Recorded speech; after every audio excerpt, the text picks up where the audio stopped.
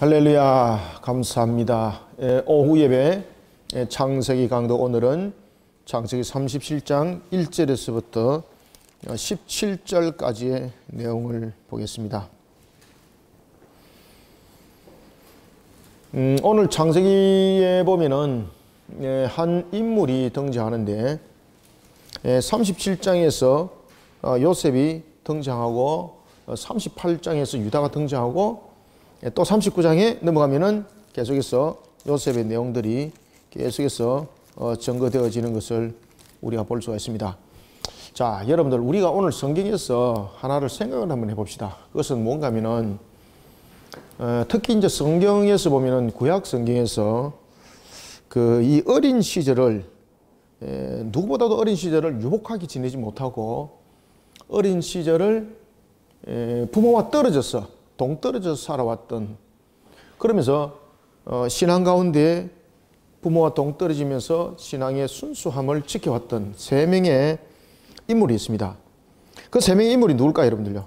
우리 성경에서 보면은 어렸을 때부터 동떨어진 속에서 이 신앙의 순수함, 신앙이죠.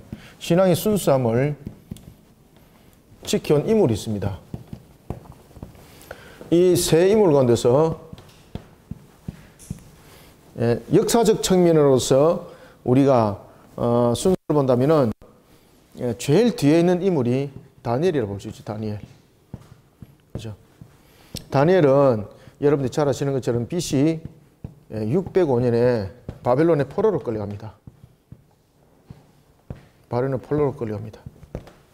이때 다니엘의 나이가 약 몇 살이었을까요? 그죠? 약 15세에서 17세 정도 됐을 것이다. 이렇게 보는 거죠. 그 이전의 나이 14세로도 보고, 하여튼 10대 중반 또는 후반, 이렇게 그 나이로 봅니다. 이런 다니엘, 그 당시에 여러분들이 이제 잘 아시는 것처럼 바벨론의 포로로 끌려갈 때에 바벨론의 포로로 끌려갔던 이유가 무엇이었습니까? 자신의 잘못이었는가요? 그것이 아니고 바벨론이 이스라엘을 점령을 하면서 이스라엘의 미래를 꺾어버리는 측면입니다. 이스라엘의 미래를 꺾어버리는 측면에서의 다음 세대, 그 나라를 이끌어갈 다음 세대들 가운데서 촉망이 있고 지도자급에 해당될 수 있는 사람들은 몽땅 끌어갔습니다. 그 중에서 한 사람이 누구였습니까? 다니엘이었습니다. 그러면서 우리가 성경에 보면 다니엘의 세 친구 사드락과 메삭과 아벳느고 기억나죠? 이들도 이때 함께 끌려갑니다. 사드락과 메삭과 아벳느고와 다니엘들이 이때에 함께 끌려가지고 그때에 왕위에서 수종드는 자들로서의 집중적 교육을 받습니다. 다음 세대의 전기를 끊어버린 측면에서 포로로 끌려갔던 다니엘. 이런 다니엘은 다른 사람과 달리 자신의 모습을 마치 나시린처럼 살아갑니다. 그리고 디아스포라의 수장으로서 그는 평생 자신을 스스로 고자의 삶을 살아가게 됩니다. 이런 다니엘. 자, 그 다음에 이제 다니엘에 앞서서 우리가 순수한 신앙을 지켜온 인물로서 또 한 사람을 꼽는다면은 누구를 꼽을 수 있을까요, 여러분들요? 요셉이 바로 튀어나오나요? 우리가 사무엘은 어머니가 누구였습니까? 그렇죠. 한나가 기도하여서 이 사무엘이 성전에 들여지죠. 그죠? 이것은 한나의 서원의 기도였죠. 그죠? 서원의 기도. 그런 속에 사무엘은 성전에 들여집니다. 들여지면서 부모와 동떨어지게 살아가게 됩니다. 이때는 사무엘이 젖을 떼고 난 뒤에 심지어 여러분들 잘 아시는 것처럼 엄마 앞에 재롱을 떨 그때 나이죠. 그죠? 그때 이렇게 성전에 들여짐이 됩니다.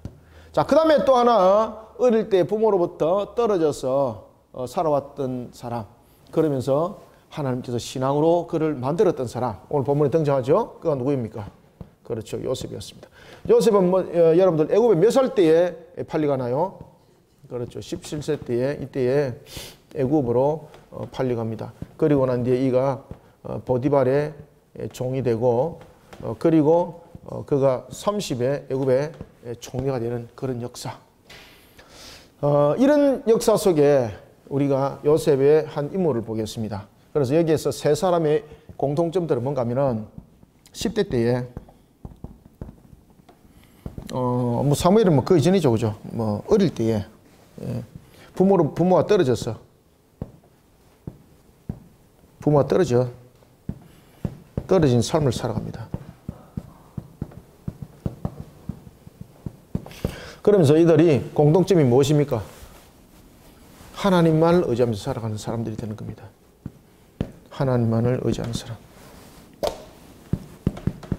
의지하는 삶을 이들은 살아가게 됩니다. 요셉. 그리고 또 하나는 오늘 우리가 이제 37장에 보면은, 자, 여러분, 사랑. 오늘 우리가 그 하나님에 관한 사랑에 대해서 우리 공부했죠, 그죠? 오전에 설교 때 배웠죠, 그죠? 사랑이라는 것은 우리가 일반적으로 사람 속에서 나타나는 사랑이 있고, 그 다음에 하나님의 관점 속에서 바라보는 사랑이 있습니다. 하나님의 관점에서 바라보는 사랑은 무엇입니까? 하나님의 말씀을 지켜 순종함이죠. 하나님을 찬양하고 경배하는 예배 속에 우리의 근본들을 세워나가고, 그리고 하나님의 형상들을 회복시켜 나가는 창조의 회복적 측면에서의 사랑, 이것을 우리가 돌아보는 것이죠. 이런 신앙 속에서 사랑이 아니라 육신적인 사랑이 만들어내는 것이 있습니다. 하나님에 관한 사랑은 우리에게 하나님 보시기에 좋았더라 라는 것을 만들어 간다면 육신적 사랑은 무엇을 만들어 갈까요?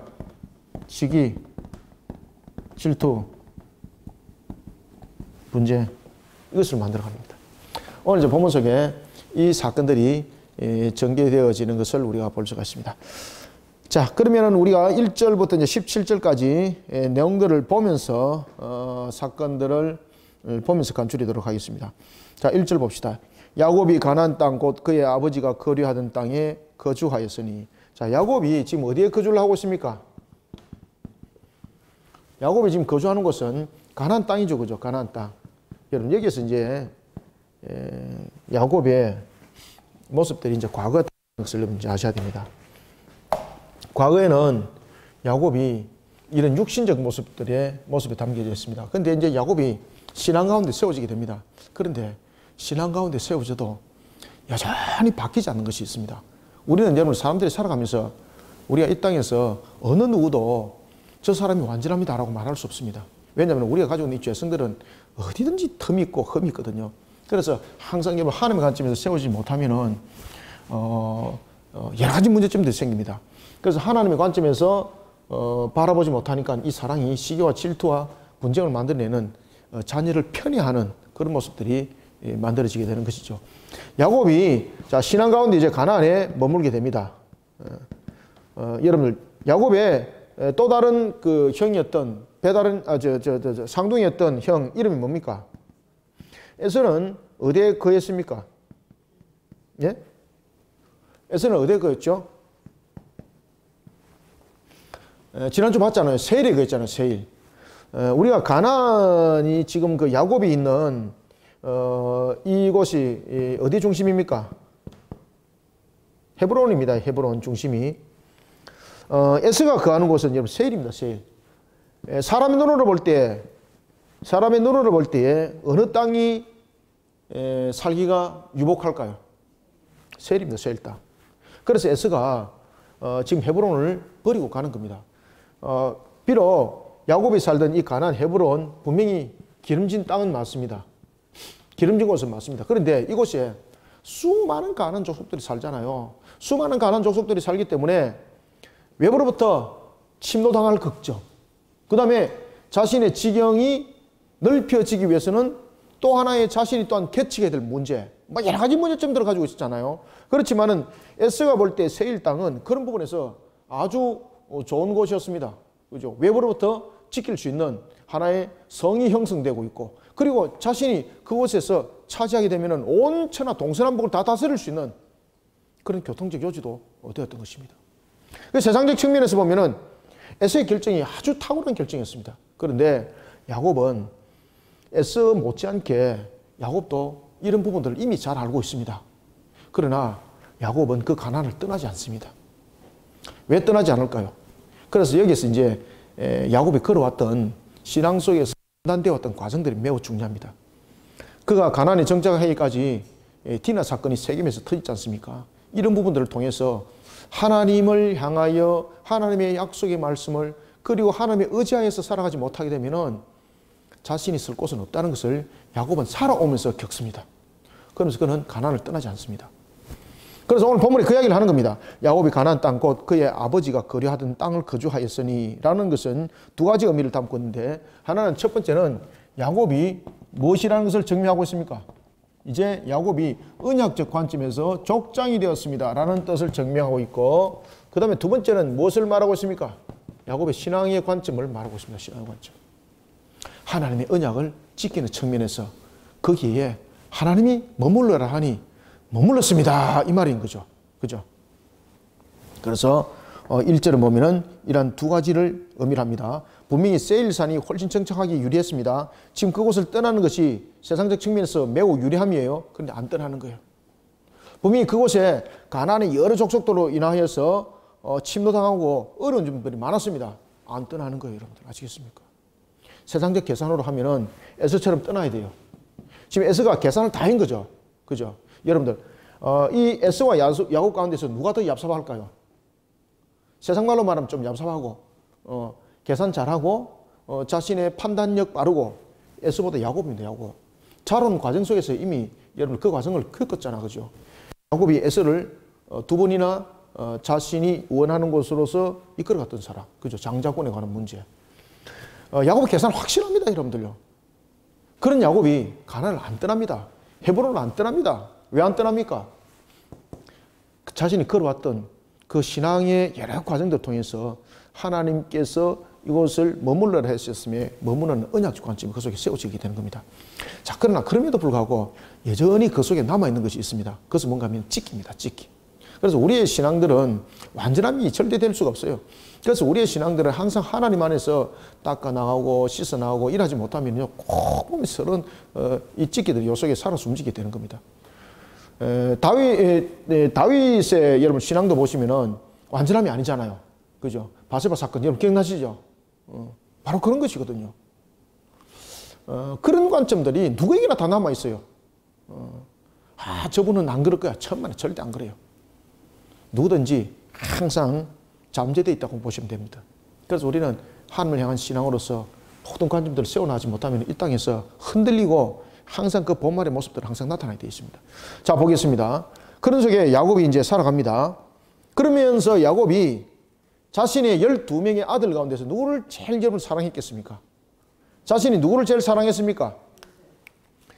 요셉이 누구를 제일 많이 닮았습니까? 요셉이 보면 성경에 보면 자기 엄마를 많이 닮았다 그러죠. 그죠? 자기 엄마를 많이 닮았다. 그죠? 라헬을 많이 닮았다고 성경이 말하고 있잖아요. 라헬을 많이 닮았다. 야곱이 라헬을 여전히 잊지 못하는 겁니다. 잊지 못하는 겁니다. 그래서 야곱이 요셉을 아주 귀하게 여기는 것도 있지만은 요셉을 마치 장자와 같은 자로 삼습니다. 왜 그런가 하면은 자신이 원래 아내로 맞이하려고 했던 사람이 누구였습니까? 레아가 아니고 라헬이었거든요. 그러니까 그의 마음속에는 늘 장자는 라헬로부터 태어난 자가 장자입니다. 이것이 자라나는 과정 속에서 그대로 나타났던 겁니다. 그리고 특히 이제 야곱이 여러분 요셉을 몇 살에 낳았을까요? 91살에 야곱을 낳습니다. 야곱이 요셉을 낳습니다. 매우 노년에 자녀를 낳게 되었던 거죠. 그래서 노년에 낳았던 요셉과 베냐민, 야곱이 편애하면서 사랑할 수밖에 없었습니다. 편애하면서 사랑할 수밖에 없었습니다. 이런 모습들이 이제 오늘 본문을 통해서 다음 주에 보겠는데 사건 전개 속에서 내용들이 터지는데 하나님은요 이것조차도 주관하십니다. 하나님이 이런 속에서도 하나님은 섭리를 이루십니다. 아시겠습니까? 그래서 하나님은요 악을 도모하는 세상 속에서도 하나님의 뜻을 만들어 갔어요. 그래서 하나님은요 악을 모든 것을 주관함에 대해서는 말하면 맞지 않습니다. 그러면 하나님이 악함이잖아요. 여러분들 하나님이 악에 대해서 주관함이라 말하면 안 되고 허용적 작정이라고 말하셔야 되는 거예요. 아시겠죠?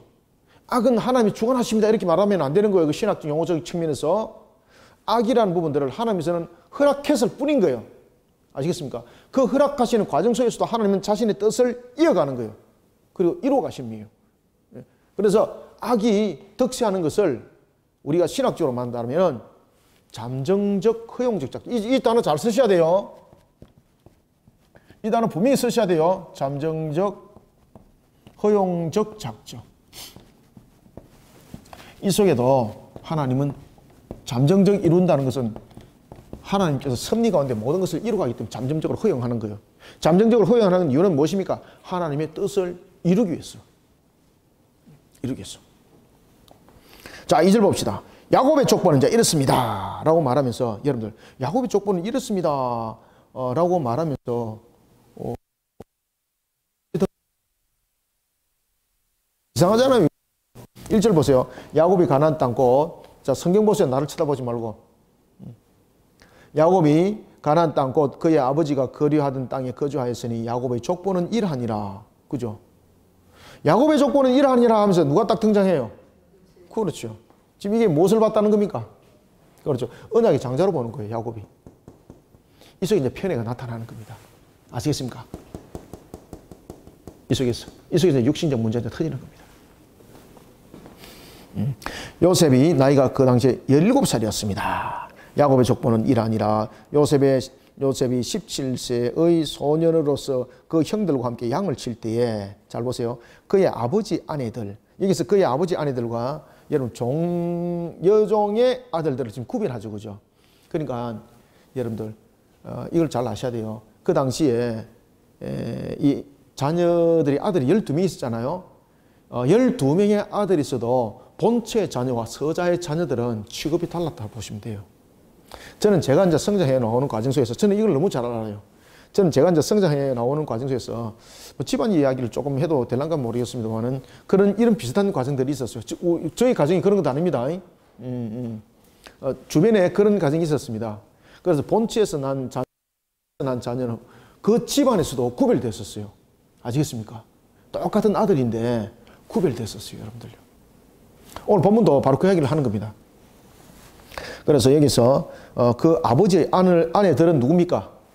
그의 아버지의 아내는 라헬과 레아로부터 태어난 아내를 아내라고 말하고, 그 다음에 4명의 아들들은 무엇이라고 말하고 있습니까? 그렇죠. 비라와 실바의 아들들이라고 이제 이야기를 하는 거예요. 그죠? 이것이 여러분들 우리가 하나님의 관점 안에서 한 형제 한 자매가 되지 않으면은 이게 어떻게 되는 겁니까? 같은 아버지인데 하나는 주가 되고 하나는 종이 되는 그런 개념 속에 세워지게 되는 겁니다. 이게 세상 사람들의 모습들입니다. 그래서 우리가 하나님의 형상 회복이라는 것은 매우 중요합니다. 자, 이와 같이 비라와 실바의 아들들과 더불어 함께 있었더니 그가 그들의 잘못을 아버지에게 말하였더라. 그가 누굽니까? 요셉이에요, 요셉. 그러면 요셉은 이 속에서 왜 어떤 의미적인 측면에서 그가 그들의 잘못을, 형제들의 잘못을 아버지에게 말했다라고 말하고 있을까요? 이거는 다스리는 겁니다. 다스리는 거. 지금 요셉이 단순하게 아버지에게 뭐 고자질하고 이런 수준이 아닙니다. 여기서 아버지에게 잘못을 말하였다라는 것은 요셉이 야곱의 상속자로서의 모든 부분에 대해서 그 일들을 뭐 관할했다 이러면 조금 너무 좀 17살에 좀 벗어나는 건데, 상속자로서의 그 위치에서 지금 아버지에게 말을 하는 겁니다. 지금. 그러니까 형들이 요셉을 매우 미워했던 겁니다. 다 시기했던 겁니다. 그가 그들의 잘못을 아버지께 말하였더라. 요셉이 노년에 얻은 아들이라. 몇 살 때 낳았다고요? 91살에 91살에. 노년에 얻은 아들이므로 이스라엘이 여러 아들들보다. 그래서 이제 야곱이 앞에는 1절에서 야곱이 등장하는데 지금 3절에서는 야곱의 이름이 무엇으로 등장합니까? 이스라엘로 등장하잖아요. 이스라엘. 그죠?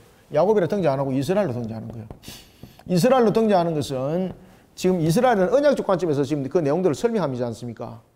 따라서 지금 요셉이 언약적 측면에서의 지금 장자로서의 그 역할을 지금 하고 있는 거예요. 그러니까 여러분 보십시오. 형들 입장에서 요셉이 좋아 보이겠습니까? 요셉은 여러분 성품적 측면에서 르우벤과 같지 않았었어요. 시몬과 같지 않았었어요. 아시겠습니까?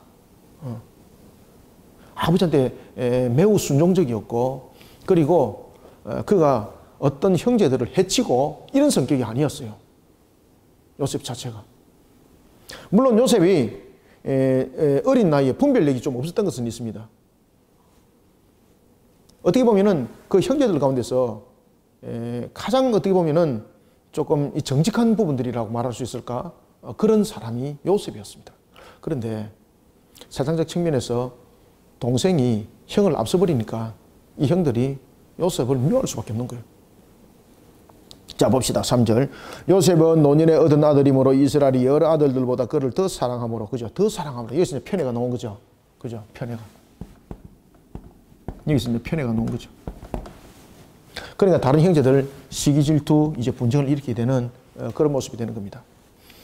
사랑함으로 그를 위하여 채색 옷을 지어 입혔더라. 그래서 여러분, 사랑도 하나님의 관점에서 사랑이 매우 중요합니다. 하나님 보시기 좋았더라라는 것은 하나님을 우리가 예배하는 관점 속에서 우리가 세워지고, 그리고 또한 우리가 하나님을 경배하는 측면에서 우리가 세워지고, 하나님의 형상을 돌아보는 측면에서의 하나님의 사랑, 이것은요 모든 것을 회복시키는 역사가 일어나는데, 육신적 편애적 사랑은요 전부 다 분쟁거리를 만들어내요.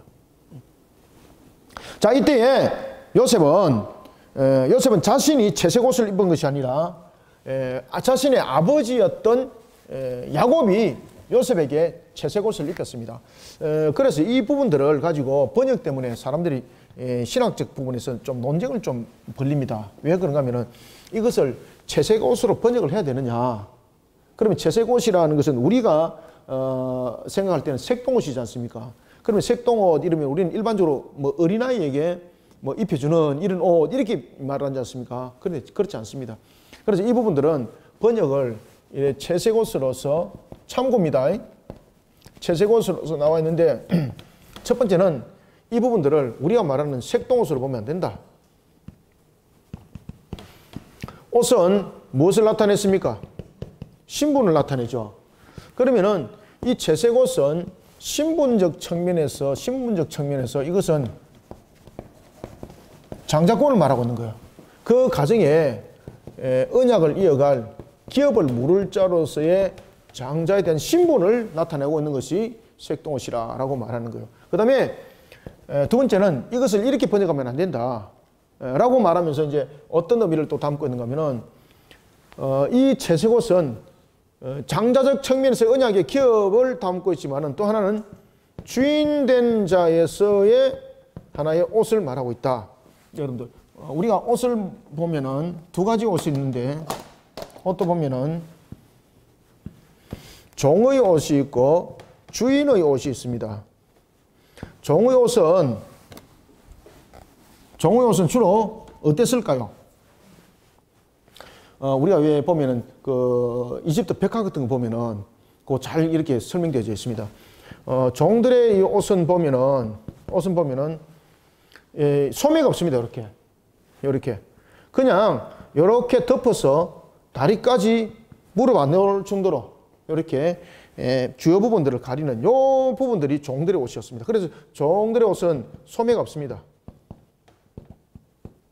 그 다음에 길이가 그렇죠. 무릎까지입니다. 왜 무릎까지? 일하기 좋도록 만드는 거예요. 그러면은 주인의 옷은 어땠을까요? 그렇죠. 주인의 옷은 이제 어떻게 되는가 하면은 이렇습니다. 주인의 옷은 소매가 길게, 그 다음에 다리까지 다 가리는 길게, 이런 식으로. 왜냐면 종의 옷이 소매가 없고 무릎까지 내려오는 이유는 무엇을 하기 위해서? 그렇죠. 일하기 편한 복장. 그 다음에 주인의 옷은 어떻게 구별됐었습니까? 소매가 깁니다. 그 다음에 두 번째는 어디까지? 발의 땅끝까지. 발의 끝까지. 땅이 닿을 정도로 이렇게 옷이 입혀졌습니다. 자, 그러면 이제 요셉의 옷에 대해서 이제 여러분 이해가시겠죠? 그래서 요셉의 옷은 주인된 자로서의 어떤 옷인가 하면은 소매가 길고 그리고 발끝까지 내려진 옷. 이렇게 번역해야 된다. 이렇게 번역해야 된다. 이렇게 이제 두 가지를 말하고 있어요. 그래서 우리는 두 가지를 다 볼 수 있는 거예요. 형제들이 왜 요셉에 대해서 시기를 하고 질투를 했을까요? 여러분들, 형제들도 주인 되는 자들이잖아요. 그죠? 종들과 분명히 옷을 구별되어 있는 것이거든요. 그런데 그 형들과도 구별된 옷이라는 것이지 않습니까? 그러면은 우리는 1번, 2번 가운데서 요셉이 입은 옷은 어디에 가깝다고 볼 수가 있는 거예요? 1번에 가깝다고 볼 수 있는 거예요. 1번에 가깝다고. 그러니까 형들이 아버지의 편애 속에서 이미 요셉을 기업 물을 자로서 내정하였고, 그런 속에 아버지를 향해서 불만도 있습니다. 그러면서 가장 큰 불만은 요셉에게 직접 이제 표출을 하게 되는 거죠. 3절, 요셉은 노년에 얻은 아들이므로 이스라엘이 여러 아들들보다 그를 더 사랑함으로 그를 위하여 채색 옷을 지어 입혔더라. 이게 귀여워서 이렇게 입힌 것 아닙니다. 그를 무엇으로 삼았다는 이야기입니까? 기업 물을 자로 삼았다는 거죠. 그냥 단순하게 편애적인 측면에서 형제들을 미워했다, 이거 아닙니다. 4절, 그의 형들이 아버지가 형들보다 그를 더 사랑함을 보고, 여기서 이제 더 사랑했다는 것은 바로 이와 같이 하나의 다스리는 자의 관점에서 자신들에게 이 요셉이 비춰진 거죠. 4절, 그의 형들이 아버지가 형들보다 그를 더 사랑함을 보고 그를 미워하여 그에게 편안하게 말할 수 없더라. 5절, 요셉이 꿈을 꿉니다. 요셉이 꿈을 꾸고, 여러분 여기서 이제 계시에 관한 부분들이 나타납니다. 우리가 이제 꿈은 우리가 보면은 하나님께서 우리에게 일반적으로 나타나는 어떤 상황들 측면에서 어떤 사건들을 말씀을 주기 위해서 계시해 주는 경우들이 있습니다. 특히 우리가 이제 꿈과 환상 중에서 나타나는 것은 좀 다르죠. 아브라함 같은 경우는 환상 중에서 그 내용들이 증거되어졌던 것이고, 자, 꿈을 통해서 나타났던 것들. 물론 이제 야곱이 베델에서 보면은 그가 피곤에 지쳐 있을 때에 그가 꿈에 나타나서 사닥달의 언약에 대해서 우리가 말씀을 주고 있는 거죠. 그때도 여전히 야곱이 꿨던 그 꿈도 요셉과 같은 이런 꿈의 상태가 아닌 거죠. 그죠? 현몽 상태에서 하나님께서 나타남인 거예요. 요셉은 보면은 하나님께서 그 잠을 드는 속에서 계시를 해주는 겁니다. 계시. 미래에 대한 계시적 측면에서 이야기를 할 때에 요셉에게 하나님이 이루어질 섭리를 보여주는 겁니다. 어디를 보면은 요셉이 꿈을 꿉니다. 그래서 특별한 일이 암시를 하고 있습니다. 꿈을 꾸고 자기 형들에게 말하며 그들이 그를 더욱더 미워하더라. 왜? 무슨 꿈이었기 때문에?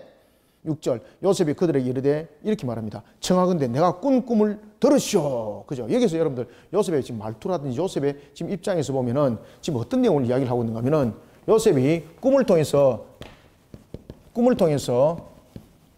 일어났던 것, 이것을 이제 계시라고 말하는 거죠. 하나님께서 계시해 줬다는 거죠. 하나님께서 계시를 해주는데 이 꿈을 통해서 무엇을 계시했다는 겁니까? 자신이, 그렇죠, 색동옷을 입은 자로서의 그 자격이 맞다는 것을 계시해 줬다는 거예요. 그래서 자기가, 비록 아버지가 자신을 그렇게 위치에 올려놓고 언약의 장자로 삼았지만은 이것은 아버지의 단순한 뜻이 아니라 하나님께서 나를 그렇게 세우셨습니다 라는 것을 한 꿈을 통해서 나에게 계시해 줬다. 이것을 또 형들한테 이야기를 하게 됩니다. 자, 여러분들, 이 고대 사회 속에서는 보면은 위기 질서가, 지금도 여러분 위기 질서가 있지 않습니까? 고대 사회에서는 위기 질서가 확실했어요. 여러분들 아시겠습니까? 그래서 요셉의 이 행동이 위기 질서를 완전히 무너뜨리는 그런 측면에서 형들에게 더욱더 미움을 살 수밖에 없는 것이었습니다. 요셉이 말합니다. 마치 자신이 위에 있는 자로서의 말인 것처럼 그렇게 말하는 겁니다. 내가 꾼 꿈을 들으시오. 7절, 우리가 밭에서 무엇을? 곡식단을 묶더니. 그렇죠. 그래서 첫 번째 그가 꿈을 말합니다. 첫 번째 꿈은 무엇인가 하면은 곡식단에 대한 꿈입니다. 곡식단에 대한 꿈인데, 이 곡식단에 대해서 자신이 있고 그 다음에 형제들이 있습니다. 형제들이 곡식단이 자신에게 무엇을 하더라? 절을 하더라. 요셉이 그들에게 청합니다. 꿈을 들으시오. 7절, 우리가 밭에서 곡식단을 묶더니 내 단은 일을 쓰고 당신들의 단은 내 단을 둘러서서 못하더라. 그렇죠. 절을 하더라. 신분적 측면에서의 구별이죠. 그죠? 절을 하더라. 이때 요셉이 17입니다. 이때 분명히 인격이 형성됐음에도 불구하고 영적 분별력이 사실은 17의 영적 분별력이 확실치 않은 거죠. 그래서 우리가 제사장이 될 수 있는 나이가 몇 살이었습니까? 하나님이 30이라고 말했습니다. 17 정도 되면은요, 여러분 굉장히 육신적으로 활발하고 지칠 줄 모르는 그런 나이입니다. 그렇지만은 영적 부분에서는 아직도 초년병이라고 보시면 되는 거예요. 그러니까 요셉이 딱 지금 그 모습인 거예요. 하나님께서 계시를 해줬으면은 계시를 통해서 하나님을 더욱더 깨닫고 그 말씀 속에 겸허히 따라가는 모습이 되어야 되는 거잖아요. 그런데 요셉은 지금 어떻게 합니까? 까발치는 거죠. 봐라, 아버지가 나에게 색동옷을 입힌 것, 아버지의 뜻이라고 말하지만은 그 속에 형들은 나를 시기하고 질투하지만은 그게 아니더라. 하나님께서 나를 이미 택정하였더라. 하나님께서 이미 나를 언약의 장자로 삼았더라. 그 꿈의 내용이 무엇이면 바로 이런 것들이었더라. 곡식단이 있는데 내를 둘러싸서 형제들의 곡식단이 내 곡식단을 향해서 절을 하더라. 이게 무슨 뜻이냐? 누가 들어도 이것은 요셉이 언약의 장자고, 누가 들어도 이것은 형제들, 10형제, 11형제들이 요셉을 향하여서 수종드는 하나의 종의 모습이 된다는 것을, 이 꿈은 답을 주고 있다는 것을 누가 들어도 알 수 있는 거잖아요. 삼척 동자가 들어도 알 수 있는 거잖아요. 그래 형들이 이제 대언을 하는 겁니다. 그래서 요셉이 보면 7이라는 것은 인격이 형성되었지만 그럼에도 불구하고 영적으로 분별력이 없었습니다. 그래서 요셉이 이런 이제 그런 과정들을 겪는 겁니다. 그래서 하나님께서는 요셉을 하나님의 섭리 가운데서 서기 위해서 연단을 시키는 겁니다. 그래서 13년을 무엇으로 살게 만듭니까? 종으로 살게 만드는 겁니다. 종으로. 아시겠습니까? 만들어가는 거예요. 13년을. 지금 요셉이 아직 분별력이 없으니까 이대로 두면 안 되잖아요. 그래서 하나님은 악한 것들을 통해서도 하나님의 선한 것들을 만들어가는 잠정적 허용적 작정이 이 속에서 만들어지는 겁니다. 잠정적 허용적 작정. 종살이로 팔리게 만들고. 그래서 이 모든 것들이 하나님의 섭리 가운데 이루어진다는 것을 또한 증명시키고도 있는 겁니다. 이해되셨죠? 8절. 그 형들이 그에게 이르되 네가 참으로 우리의 왕이 되겠느냐, 참으로 우리를 다스리게 되겠느냐 하고 그의 꿈과 그의 말로, 여기서 그의 말이라는 건 뭡니까? 말투예요. 말투. 말투가 어떻다는 겁니까? 말투가 이미 자신이 상관이 되어 있는 거예요. 그러니까 형들이 들었을 때에 저놈이 아버지만 아니었으면, 아버지만 살아계시지 않는다면 저놈을 죽이고야 말 거야. 그 마음들이 형제들한테 다 생겼다는 거죠. 그죠? 다 있었다는 거죠. 왜? 전부 다 배다른 형제들이잖아요. 그죠? 자신의 동생이었던 베냐민 외에는 전부 다 배다른 형제잖아요. 그죠? 그리고 난 뒤에 다시 꿈을 꿉니다. 9절. 요셉이 다시 꿈을 꾸고 그 형들에게 말하여 이르되 내가 또 꿈을 꾼적 무엇까? 해와 달과 11별이 내게 절하여이다. 두 번째는 해와 달과, 그렇죠, 11별이 자신에게 둘러싸여서 절하는 것을 봅니다. 여기서 해는 누굽니까? 아버지, 야곱. 여기서 달은 누굽니까? 어머니. 그죠? 여기서 이제 어머니라고 이제 우리가 이제 볼 수 있는 것은 누구겠습니까? 레아죠, 그죠? 레아. 라헬은 이미 사망했고, 그죠? 레아. 그 다음에 이제 11별은 형제들입니다, 형제들. 아버지와 어머니와 형제들이 전부 다 어떻더라? 자기를 애워싸서 뭘 하더라? 절을 하더라. 그래서 이 여기에서 요셉은 자신이 감정을 헤아리지 못하는 겁니다. 두 번은 무엇을 말합니까? 동일하고 유사한 문제에 대해서 지금 내용을 증거해 주는 것은 그 내용에 대한 확증을 말하고 있는 것이거든요. 확증을. 그러니까 요셉이 흥분한 겁니다. 지금 이 상태에서는. 첫 번째 꿈과는 또 달랐어요. 두 번째 꿈은 매우 흥분됐습니다. 감정을 예우하지 못합니다. 그대로 그 감정을 드러냅니다. 무엇입니까? 하나님께서 나를 장자로 삼았다 했던 그 내용, 그 내가 꿨던 첫 번째 그 꿈 확실하더라. 하나님께서 그 꿈을 다시 한 번 내게 조명해 줬는데 이번에는 더욱더 분명하더라. 심지어 해와 달과 11별이 나를 에워싸서 절을 하더라.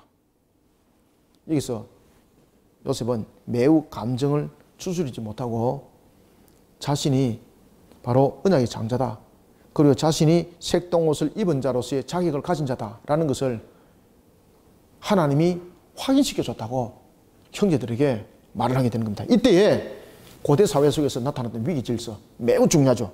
그래서 아버지가 위계 질서 측면에서 아주 책망을 가합니다. 왜? 이런 부분들이 족장 속에서 매우 중요한 문제로 야기시킬 수가 있는 문제가 되기 때문에 아버지가 다스리고 있는 그 족장 속에서 자신이 아버지로부터 절을 받는다는 것은 말할 수 없는 거잖아요.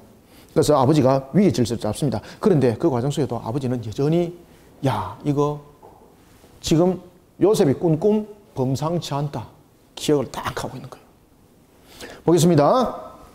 9절. 요셉이 다시 꿈을 꾸고 그의 형제들에게 말하여 이르되 내가 또 꿈을 꾼 적은, 이제 아시겠죠? 또 꿈을 꿨다는 것은 매우 흥분된 상태에서 감정을 추스리지 못하고 자신에 대한 부분들, 색동옷을 입은 자로서의 확정적 부분들, 하나님께서 나에게 다시 보여줬다는 것을 그가 증가하면서 그렇게 말하는 거죠. 내가 또 꿈을 꾼 적 해와 달과 11별이 내게 절하더이다 하니라. 그가 그의 꿈을 아버지와 형제들에게 말하며 아버지가 그를 꾸짖고, 위계 질서를 잡는 측면이죠. 꾸짖고 그에게 이르되 네가 꾼 꿈이 무엇이냐? 나와 네 어머니와 네 형들이 참으로 가서 땅에 엎드려 네게 절하겠나? 그죠? 아버지가 이 부분에서 통제를 가지 않으면 이제는 난리가 나는 거죠. 그래서 아버지가 지금 이렇게 통제를 가하는 것은 다른 형제들도 요셉을 해치지 못하도록 만드는 지금 위계 질서 확립입니다. 지금 아버지가 지금 이렇게 지금 위계 질서를 확립을 잡고 있는 이유를 여러분 아시겠습니까? 아버지가 지금 이와 같은 위계 질서를 확립을 잡는 이유는 무엇입니까? 두 가지 이유입니다. 첫 번째는 공동체 질서입니다. 공동체 질서. 첫 번째는 공동체 질서를 확립하는 겁니다. 그 다음에 두 번째는 누구의 신변을 지금 보호하는 겁니까? 요셉의 신변을 보호하는 겁니다. 요셉의 신변. 아버지가 분명히 이제 경고를 했고 아버지가 지금 판단을 내렸잖아요. 이 문제로 인해서 형제들이 요셉을 매우 좋지 않게 보고 있다는 것은 아버지가 이미 짐작한 거죠. 이미 또 알고 있는 것이고, 그래서 아버지가 통제를 가하는 거예요. 아버지가 지금 선포를 한 거죠. 그러면은 이 부분에서 전부 다 그 선을 넘어서면 안 되는 거예요. 10명의 형제도 이런 문제로 인해서 요셉에게 어떤 해를 끼치면 안 되고, 또한 요셉은 또한 이 문제를 다시 거론하여서 족장 사회를 흔들면 안 되는 거예요. 그래서 둘 다를 향한 아버지의 경고면서 둘 다를 지키는 거예요. 지금 이게 지금 요셉이 행했던 이 행동을 통해서 아시겠죠, 그죠? 그래서 야곱의 지금 이 내용들은 매우 어떤 일정 측면에서는 지혜로움이라고 볼 수 있는 거예요. 조직을 이끌어가는 측면에서, 족장을 이끌어가는 측면에서, 그 사회를 이끌어가는 측면에서 딱 그 중심을 잡아버리는 거죠. 그래서 어느 누구도 이 선을 넘지 못하게 만드는 거예요. 10명의 형제들도 이 문제로 인해서 요셉에게 해를 끼치지 못하도록 지금 딱 선을 끊는 것이고, 그리고 요셉은 더 이상 이 문제를 가지고 거론하지 못하도록 위기 질서를 딱 잡는 거예요. 11절. 그의 형들은 시기하되 그의 아버지는 그 말을 간직하여 두었더라. 그의 형들은 시기할 수밖에 없는 것입니다. 더 이상 그들이 행할 수 있는 것은 없습니다. 왜? 아버지가 여전히 살아있는 족장이기 때문에.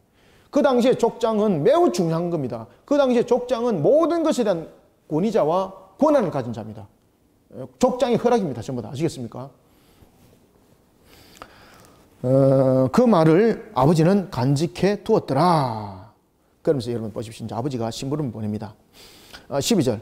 그의 형들이 지금 어디를 갔습니까? 세겜에 가서, 여러분 세겜이라면 어떤 장소였습니까? 세겜은 우리가 두 가지 장소적 측면에서 기억이 나죠. 첫 번째는 아브라함이 가나안 땅에 입성하여서 제일 먼저 제단을 드렸던 곳이 세겜 땅이었고, 그리고 또 하나는 세겜 땅은 어떤 곳이었을까요? 디나의 사건으로 인하여서 야곱의 가족들이 큰 상처를 당했던 그런 땅. 그런가 하면 또한 세겜 땅은 자신들이 세겜 족장, 하몰의 족장 아들 세겜과 그 모든 그 일가족들을 그 족장을 총 정리해버리면서 살인극을 벌였던 곳. 그죠? 그렇지만 여전히 세겜은 매력이 있었습니다. 왜 그렇습니까? 자신들은 목동으로서 양들을 그리고 염소들을 목양을 하는 데 있어서 세겜은 꼭 필요한 땅이었습니다. 형들이 그 세겜에서 양을 치고 있었습니다. 아버지가 지금 헤브론에서 세겜으로 보내게 됩니다. 여러분들 헤브론에서 이 세겜까지 거리가 한 몇 킬로 정도 되겠습니까? 약 한 100킬로 정도 거리가 되는 것이거든요. 세겜에서 헤브론에서 가까운 거리 아니잖아, 그죠? 세겜까지의 거리가 약 한 100킬로입니다. 그러니까 그 먼 길까지 세겜으로 갈 수밖에 없었던 것은 자신들이 살고 있는 것보다도 이곳이 더 기름졌고 목양하기가 좋기 때문에 가는 겁니다. 아버지가 그 형제들이 어떤 상태에 있는지를 알고 싶었던 겁니다. 그죠? 그때 누구를 보내는 겁니까? 요셉을 보내는 겁니다. 요셉을. 자, 12절. 그의 형들이 세겜에 가서 아버지의 양떼를 칠 때에 이스라엘이 요셉에게 이르되 네 형들이 세겜에서 양을 치지 아니하느냐? 너를 그들에게 보내리라. 요셉이 아버지에게 대답하되 내가 그리하겠나이다. 자, 여기서 이제 요셉은 순종의 대명사입니다. 요셉. 요셉은요, 요셉의 특징 가운데서 하나가 뭔가 하면 순종입니다. 순종. 그래서 이 요셉의 집 모습을 통해서 예수님의 사역들이 이제 비춰지고 있습니다. 하나하나씩 이제. 요셉의 아버지가 대답하되 내가 그러하리라 라고 말하는 것은 순종하는 요셉의 모습을 볼 수 있는 겁니다. 아버지 이제 가기 싫어요. 뭐 이런 것이 아닙니다. 요셉에게는. 14절. 이스라엘이 그에게 이르되 가서 네 형들과 내 형들과 양떼가 다 잘 있는지 보고 돌아와 내게 말하라 하고 그를 헤브론 골짜기에서 보내니 그가 세겜으로 가니라. 약 한 100km 길을 가는 겁니다. 헤브론 그러면은 과거 아브라함과 이삭이 그곳에 머물면서 그곳이 언약의 하나의 터가 되었고 그들의 본향이 되었고 그리고 그곳에 여러분들이 잘 아시는 막벨라 굴이 그곳에 있었고 그죠? 이런 곳 헤브론을 이제 떠나서 세겜으로 갑니다. 약 한 100km. 그런데 못 찾아온 겁니다. 여기서 여러분 15절에 보면은 요셉이 지금 방황을 하잖아요. 여기서 방황한 것은 못 찾아서 방황하는 그런 것도 있습니다만 여기서 방황한다는 것은 요셉이 상황을 지금 설명하고 있습니다. 요셉이 매우 지금 지쳐있고 매우 공경한 속에 오히려 빠져있다는 것입니다. 이 속에 이제 하나님의 섭리가 일어나는 겁니다. 하나님의 섭리. 어떤 사람이 여러분들 여기서 어떤 사람이라는 것은 쉽게 말하면은 요셉과 그의 가족들과 별 관계가 없는 사람들이라고 볼 수 있는 거지 않습니까? 그런데 이 어떤 사람이, 이 사람이 요셉의 형들의 움직임을 다 기억을 하고 있습니다. 왜냐하면 그 당시에 요셉의 형들에 대한 그 움직임들은 작은 규모가 아니라 큰 규모였다는 겁니다. 그리고 이들은 아주 그 강성하여서 부유한 것입니다. 그렇기 때문에 주변에 많은 소문이 나 있는 것이죠. 그래서 요셉이 자신의 형들에게 물어봤을 때에 이 어떤 사람이라는 사람이 그 형들에 대해서 알고 있는 겁니다. 자, 15절 어떤 사람이 그를 만난 여기서 이제 그를 만났습니다. 이때 만난 상태는 어떻다는 겁니까? 요셉이 아주 찢은 상태. 지금 여기서 여러분들 만약에 요셉이 이 사람을 못 만났다면 어떻게 됐을까, 요셉이?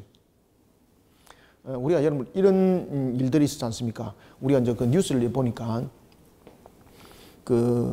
이 한인인데 이 연인 관계에 있던 사람과 다투다가 그 자리를 벗어나 버렸는데 그 여자분이 자매분이 간 곳이 사막이었던 것이죠.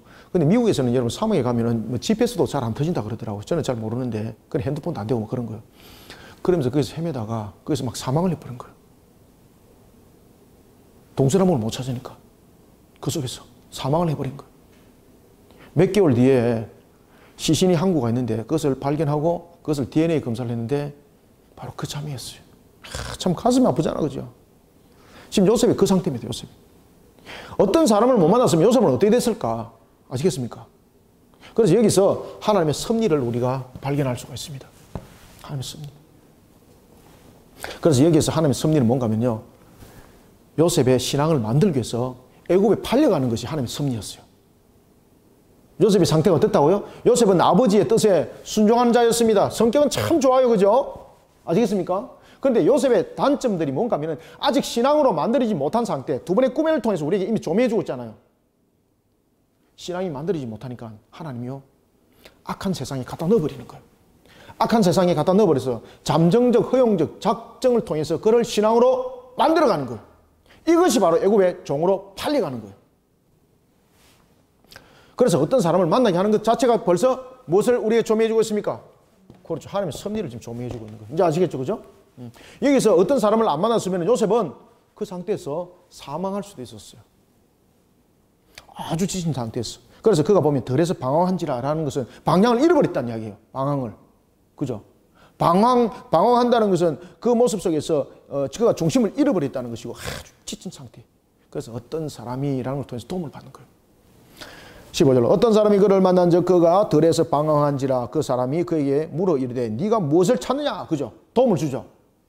그때 16절 그가 이르되 내가 내 형들을 찾아오니 청하건대 그들이 양치는 곳을 내게 가르쳐 주소서. 자, 여러분들 여기서 보면은 그의 형들이 누군지를 어떻게 압니까? 그 사람들이. 그래서 여기서 보면은 이 상황적 측면에서 보면은 그 당시에 큰 그룹을 형성하여서 움직일 정도로 큰 규모, 그런 규모 속에 있는 하나의 집단화를 이루면서 그 양들을 목양했던 그런 사람들은 드물었었어요. 그래서 이 사람이 지금 기억을 하는 거예요. 그 정도로 요셉의 그 가정, 형제들과 함께 했던 그 가정은 유복했다는 뜻이죠. 많은 사람들이 알려진 가정이라는 거죠. 그래서 이 사람이 그 이야기를 하는 거죠. 내가 그의 말들을 들었는데 라는 것은 분명히 타인입니다. 그런데 야곱의 가족들을 알 정도로 그들의 소유와 그리고 그들의 능력, 그들의 세력들이 그 주변에서 막강했다는 거죠. 그들의 말을 들었는데 어디로 갔다? 도단으로 가자 하더라. 요셉이 그 형들의 뒤를 따라서 도단에서 그들을 만난지라. 아멘. 자, 우리는 오늘 17절까지 우리가 보겠는데 이제 다음 주부터 18절에서 그 내용들을 보겠습니다. 자, 오늘은 이 내용 속에서 우리가 가장 중요한 것들은 무엇입니까? 하나님께서 신앙을 만들어가는, 분명히 요셉은 오늘 본문에 나타나고 있는 것처럼 아버지에 대해서 수종도 잘 들죠. 매우 순종하는 성격입니다. 그리고 형제들을 해하고 이런 성격이 아니에요. 그가 형들을 만약에 미워했다면 아버지가 형들을 어디 있는지 찾아보라고 했을 때에 그가 심부름 했겠습니까? 안 가는 겁니다. 그의 모습 속에 나타나고 있는 것은요, 순수함, 그리고 순종이 있대 아직 미완의 신앙, 이것이 문제였던 것입니다. 그래서 하나님은요, 이를 통해서 미완의 이런 신앙을 만들어가기 위해서 무엇을 하십니까? 잠정적 허용적 작전. 잠정적 허용적 작정을 통해서 요셉을 13년간 어디를 보냅니까? 애굽의 종이 되게 하는 겁니다. 잠정적 허용적 작정. 이 속에 하나님께서 요셉을 만들어 갑니다. 옥에서도 보십시오. 그가 막 억울해서 나가려고 그러잖아요. 억울해서 나가려고 그러지만 하나님께서 2년 동안 더 갈아버리는 거예요. 잠정적 허용적 작정. 매우 중요합니다. 그래서 우리는 신앙으로 겸손해지는 것도 훈련이에요. 우리가 쓰임받기 위해서는요, 때로는 신앙의 겸손도 만들어져야 되는 거예요. 그럴 때 하나님께서 진짜 진가로 쓰는 거예요. 우리의 신앙이 좋다, 저 사람 뛰어난다, 이래서 무조건 안 써요. 하나님의 쓰시기에 합당해 쓰는 거예요. 그래, 17살 때에 성격은 참 좋습니다. 순종도 잘하고, 여러 가지 부분에 보면 최고 엘리트예요. 그렇지만은 신앙적 측면에서는 부족함이 있는 거죠. 그러니까 하나님께서 그를 잠정적 허용적 작정을 통해서 섭리 가운데 그로 하여금 애굽에 팔려가도록 만드는 거예요. 자, 오늘은 우리가 여기까지 이 내용들을 봤습니다. 그래서 우리가 어떤 관계 속에서도 항상 신앙을 잘 만들어서 나아가는 것이 얼마나 큰 복인지 모릅니다. 그래서 신앙으로 잘 만들어져 나가는 우리 성도들이 다 되시기를 소원합니다. 기도하겠습니다. 하나님 아버지 감사합니다. 주께서 우리에게 오늘도 베풀어 주시는 은혜 감사드립니다. 요셉이 17에 애굽의 종으로 팔려가기까지 그 과정들을 잠시 조명해 보았습니다. 하나님 앞에 순종된 걸음을 걷되 또한 우리에게는 더욱더 중요한 것은 신앙 가운데 겸손함과 더욱더 하나님을 조명해 나가는 신앙이 되지 못하고서는 하나님으로부터 귀히 쓰임받기보다는 더욱더 훈련받는 연단이 놓여 있다는 것을 다시 한번 더 돌이켜봅니다.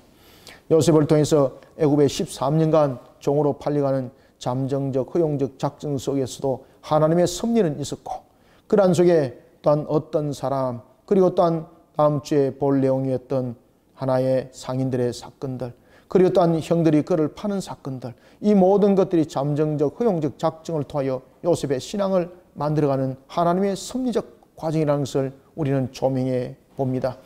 이런 속에 우리의 모습들이 더욱더 신앙의 겸손을 더하는 자들이 되게 하여 주시고, 신앙으로 더욱더 우리가 조명되어져서 하나님의 나라에 귀하게 쓰임받는 제목들이 되게 역사하여 주옵소서. 오늘도 주신 말씀으로 우리를 더욱더 새롭게 이렇게 세워주시길 원하며 예수님의 이름으로 기도드립나이다. 아멘.